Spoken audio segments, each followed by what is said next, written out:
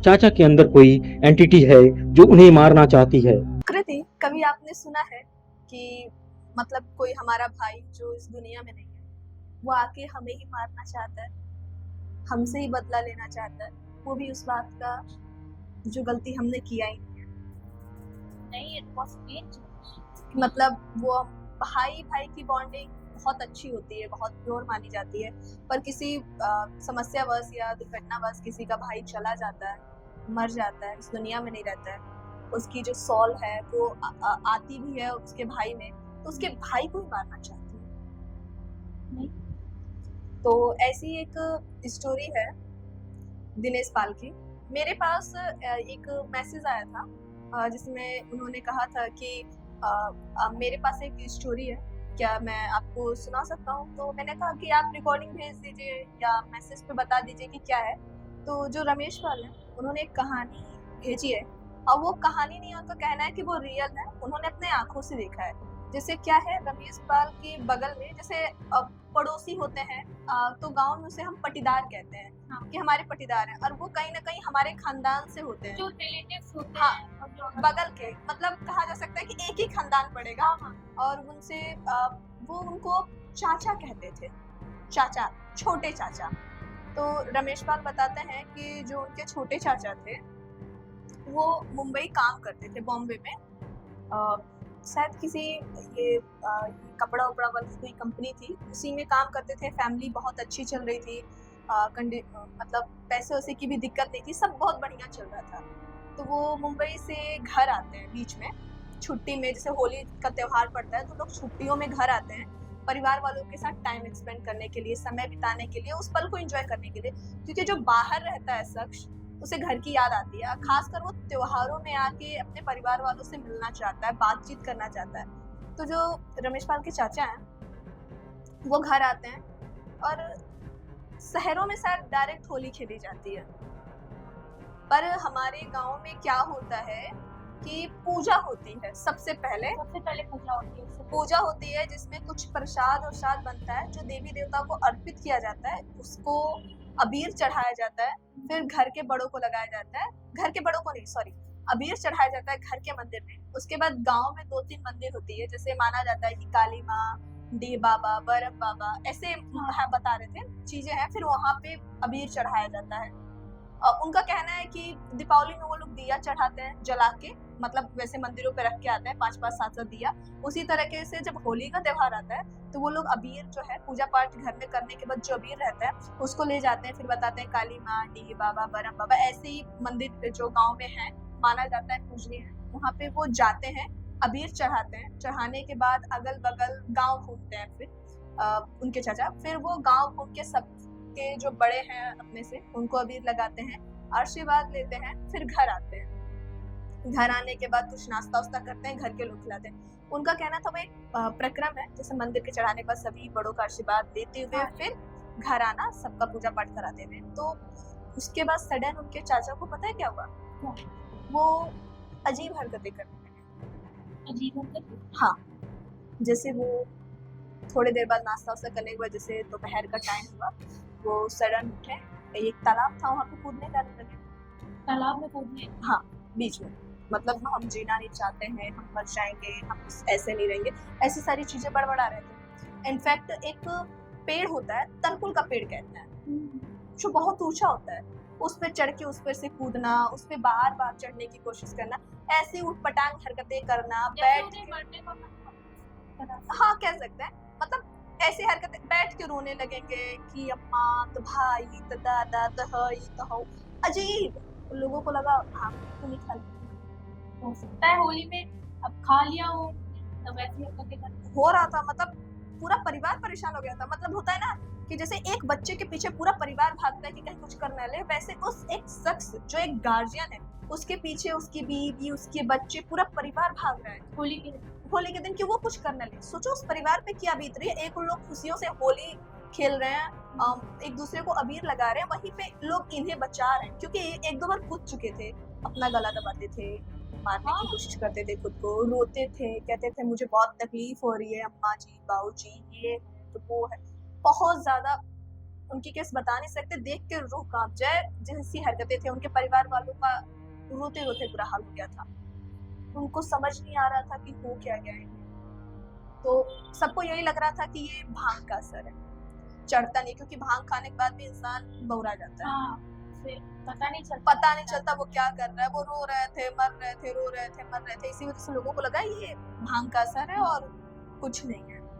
तो बस ये होली के दिन ही नहीं था, उसके बाद भांग का असर तो 24 घंटे के बाद से खत्म हो जाना चाहिए ना, लेकिन नहीं, दूसरे दिन तीसरे दिन सेम चीज, मुझे जीना नहीं है, मुझे मरना है। इनफैक्ट ये तक नौबत आ गई थी कि उनके घर वाले एक बॉडीगार्ड की तरह उनके आगे पीछे घूमते थे, कहीं घूमने जाते थे, हाँ कहीं घूमने जाते थे, किसी से मिलने जाते थे, एक तरह से कि मतलब जंजीर में जैसे जकड़ देना हो कि कहीं नहीं जाना है, वो केस आ गया था। उनको बंद करके रूम में रखना पड़ता था।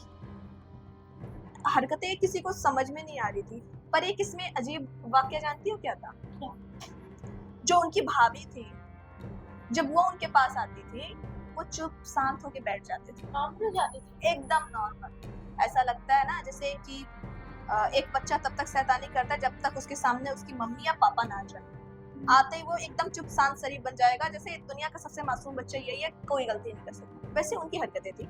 मतलब उनके पीठ पीछे जब तक वो सामने नहीं आती थी, वो नहीं बोलती थी, नहीं डांटती थी उनकी भाभी, वो अजीब अपनी बीवी को मारना, पीटना, रोना, गाना, मरेंगे ये। जब वो आती थी, हाथ पकड़ ले, नहीं करना है, चलो, ये चीजें हैं, तो मान जाते थे। या तो उनकी माँ जब बोलती थी कि बेटा मत करो, उनकी माँ बहुत बूढ़ी हो चुकी थी, पर इनफैक्ट वो थी, पापा नहीं थे उनके, पापा मर चुके थे, माँ थी।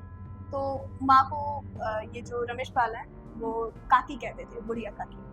वो चाचा थे, तो शायद दादी को लोग ऐसे ही बुलाते हैं, काकी। हाँ, तो वो कहते हैं कि जब ये हमारी बड़ी चाची, मतलब रमेश पाल की जो भाभी थी, वो जब इनकी काकी थी, मतलब जिनके ऊपर रमेश पाल के जो चाचा थे, उनकी माँ जब आती थी आसपास ये दो लोग, तो एकदम शांत शरीफ बन के बैठ जाते थे, जैसे कुछ हुआ ही नहीं है, सब नॉर्मल है, सब ठीक है, सब कंट्रोल में है। लेकिन वो लोग कब तक रहे? जब भी निगाहें हटती, सेम चीज, वो लोग परेशान हो गए। तो ये गांव में लोग जब ऐसा होता है तो मंदिर ले जाते हैं, सोखा से दिखाते हैं, झरवाते हैं कि क्या हुआ है, भभूत वभूत फुकवाते हैं लोग, डरवाते हैं लोग, ऐसी चीजें होती हैं। क्योंकि डॉक्टर के पास भांग खाए नहीं थे, मेंटली वो स्टेबल भी थे, क्यों कर रहे हैं, ऐसा है नहीं, तो डॉक्टर के पास वो लोग गए नहीं, यही सोचकर कि क्या ही फायदा जब सब सही है। तो उन लोगों को लगा कि कहीं कुछ कोई कर तो नहीं दिया ना होली के दिन। ऐसा भी होता है कई बार कि लोग कुछ करके खिला देते हैं होली में प्रसाद। तो लोगों को शक गया, क्योंकि सडन होली के दिन से ही उनकी तबीयत ऐसी हुई थी। तो जब सोखा ओखा के पास गए लोग, भभूत हुआ, पूछा गया, तो वो खेलना टाइप का, हाँ, क्योंकि अक्सर जो सोफा या जो भी वो खिलवाते हैं, वो हाँ उसमें ऐसे बाल ऐसे यूं करके, हाँ वो खिलवाते हैं। तो जैसे मेहंदीपुर बालाजी में आप लोगों ने देखा होगा कि जो भी लोग आते हैं वो इस तरीके से उनके ऊपर जो सोफा जो भी है पंडित रिचुअल करते हैं, उसके बाद से जो है वो ऐसी खेलना का एक सेंस कि वो अपने बालों को ऐसे रोटेट करना स्टार्ट कर देते हैं, वहीं पे उलझुल हरकत करना शुरू कर देते हैं। तो वैसे ये गए तो ये खेलने लगे। अब पता चला इनके शरीर में से बोल ये नहीं रहे थे, कोई और रहा था, आवाज भी डिफरेंट है। हाँ थोड़ी बहुत आवाज तो वो थी सही कि मैं ये नहीं हूँ, मैं ये हूँ, मैं इसे जीने नहीं दूंगा, मैं इसे मार दूंगा, तो ऐसे तो वैसे। तो सोखा मंत्र पढ़ता है और ये भभूत फूकते हुए कहता है कि कौन हो तुम, क्या चाहते हो? बहुत पूछने के बाद वो बोलते हैं कि मैं इसका बड़ा भाई, जो कि शायद कुछ समय पहले या कुछ सालों पहले जब वो उनका बड़ा भाई जब 10 या 12-15 साल की अवस्था में थे, एग्जैक्ट मुझे नहीं पता, तो शायद पानी में डूबने से उनकी मौत हो गई। पूजा नहीं हुई थी क्या उनके मरने के बाद? शायद नहीं हुई थी, इसी वजह से लोगों ने उनका अंतिम संस्कार क्रियाक्रम किया, बाकी हो गया। तो किसी को पता नहीं था ना वो सडन ऐसे आएंगे, इसी वजह से कभी उनकी तृप्ति के लिए, आत्मा की शांति के लिए कुछ हुआ नहीं। बट वो जो होता है क्रियाक्रम जैसे होता है, सब वही हुआ। तो हुआ था कि अब क्यों आए, मतलब अचानक से इतने साल बाद अब क्यों आए? सही बात। तो उनका कहना था कि मुझे मेरा हक, मेरा हिस्सा चाहिए, उसको भी चाहिए। मेरा हक, मेरा हिस्सा, मतलब मुझे जो स्थान मिलना चाहिए इस घर में, मुझे वो चाहिए, वो नहीं मिला है मुझे। मतलब एक होता है कि जो हमारे मतलब जो लोग मर जाते हैं उनको एक स्थान दिया जाता है कि आप हमारे घर की रक्षा के लिए, ये आपका स्थान है, उनकी आत्मा की शांति के लिए कि आप यहाँ पे हाँ कि आप यहाँ पे रहिए, हमारे हाँ, को प्रोटेक्ट कीजिए। प्रोटेक्ट करिए। तो ऐसा कुछ था नहीं, तो कह रहे हैं कि मैं मर गया, मुझे कोई पूछा नहीं, कोई किया नहीं, बस क्रियाक्रम करने के बाद सब लोग भूल गए, आगे बढ़ गए। ये पूजा पाठ जब करने निकला था, उनको बोलते हैं जब करने निकला था, तो इसने कुछ गड़बड़ कर दी थी या कुछ चीजें हो गई थी जिसके वजह से मैं इसके ऊपर हावी हो गया आसानी से, नहीं तो मैं इस पे हावी नहीं हो पा रहा था।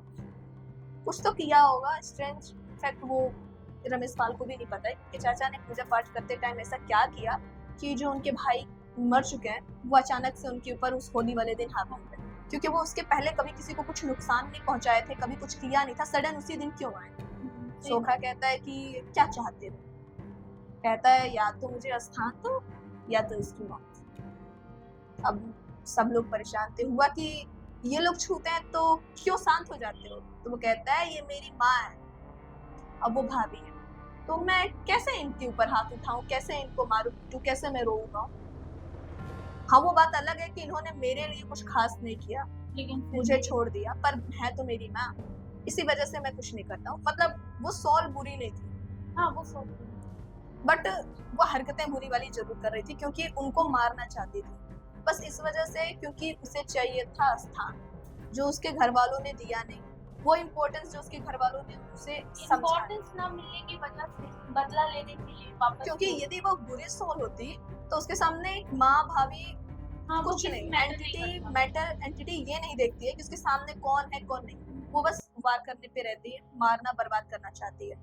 तो हुआ कि आपको दे दिया जाए तो क्या आप छोड़ दोगे, तो वो कहता है हाँ मैं छोड़ दूंगा, मुझे बस स्थान चाहिए, मुझे एक जगह चाहिए घर में जहाँ मुझे रखा जाए, मेरे को चाहिए जगह, मैं इधर उधर और नहीं भटकना चाहता हूँ, इसी वजह से मैं इसके शरीर में आया हूँ क्योंकि मैं थक गया हूँ अगल बगल भटक भटक के, मुझे मुक्ति चाहिए, मुझे ये एक स्थान चाहिए जहाँ पे मैं रहूँ, मुझे ऐसे नहीं भटकना है। वो तो सारी चीजें होती हैं, पूजा पाठ सब होता है, उनको दिया जाता है, इससे के बाद क्या होता है, रमेश पाल के जो चाचा हैं वो ठीक हो जाते हैं, बट वो फिर कभी बॉम्बे नहीं जाते, कभी नहीं जाते। फिर जब आए घर उसके बाद से फिर न गए और न कभी जाने के बारे में सोचा, इसके पीछे भी बहुत बड़ा कारण है उनका हेल्थ डैमेज, मतलब वो सॉल के वजह से उनका हेल्थ ऐसा हुआ कि उन्हें बीपी, शुगर, ऐसी सारी चीजें और भी बहुत सारी दिक्कतें हैं जो आने लगी, जिसके वजह से वो बाहर गए, जाना तो चाहते थे, एक बार शायद जाने की कोशिश भी किया था बट सरवाइव नहीं कर पाए, इसी वजह से साथ नहीं दे क्योंकि वो एंटिटी अंदर थी, उनके अंदर आ रही थी, पूरी वीक कर दी थी, उनके शरीर से एनर्जी ले रही थी, उनके शरीर को कमजोर बना दिया था, जिसकी वजह से वो कभी गए ही नहीं, अपने घर पे रहते हैं। और उसके बाद ये ड्राइविंग का जो होता है, ड्राइवर जैसे जो गाड़ी वाड़ी चलाते हैं, माल उठाते हैं, वो काम करते हैं, आज भी सेफ और सुरक्षित हैं, दवा पे चलते हैं आज भी। मतलब फिर उसके बाद से वो सोल या वो एंटिटी फिर इन्हें कभी परेशान नहीं की, कभी कोई दिक्कत नहीं हुआ, बट चैन से अभी भी रह गए। तो मतलब ये कि जो एंटिटी थी वो बॉडी से चली तो गई, लेकिन अपना एक कहते हैं ना छाप छोड़ कर गई है, बॉडी को परमानेंटली जो है वीक करके गई है। हाँ, तो स्टोरी तो मुझे बहुत अच्छी लगी, आई होप आप सब लोगों को भी बहुत अच्छी लगी होगी। तो ऐसे ही तमाम स्टोरीज हम आपके लिए लेकर आते रहेंगे, और अगर आपके पास भी कोई स्टोरी है हमसे शेयर करने के लिए तो प्लीज कॉन्टेक्ट नंबर पे शेयर कीजिए। तो तब तक के लिए देखते रहिए टाइम्स ऑफ इंडिया। धन्यवाद।